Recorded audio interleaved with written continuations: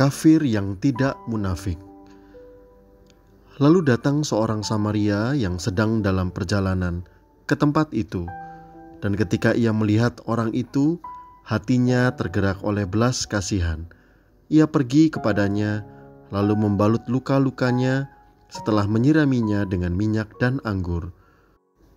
Kemudian ia menaikkan orang itu ke atas keledai tunggangannya sendiri dan membawanya ke tempat penginapan untuk merawatnya.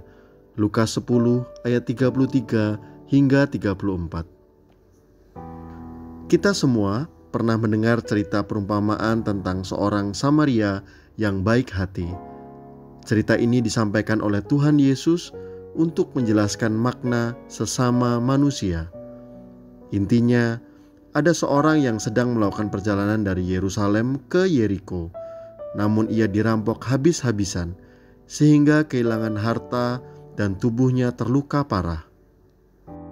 Seorang imam dan seorang Lewi melewati tempat kejadian tanpa memberikan pertolongan. Hanya seorang Samaria yang pada saat itu dianggap sebagai orang kafir yang memberikan pertolongan. Pertanyaannya, mengapa imam dan Lewi yang memiliki pemahaman yang baik tentang nilai kebenaran dan mengajarkannya justru tidak memberikan pertolongan?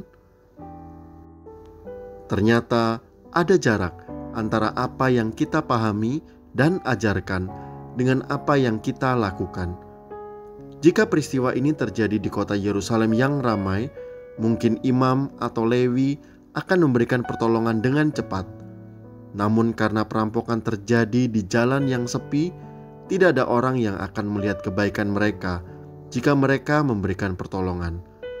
Jadi, karakter atau sifat asli seseorang akan terlihat saat perbuatan baiknya tidak terlihat oleh orang lain. Pada dasarnya, orang akan bersedia menolong atau berbuat baik jika mereka mendapat keuntungan dari perbuatan baik tersebut.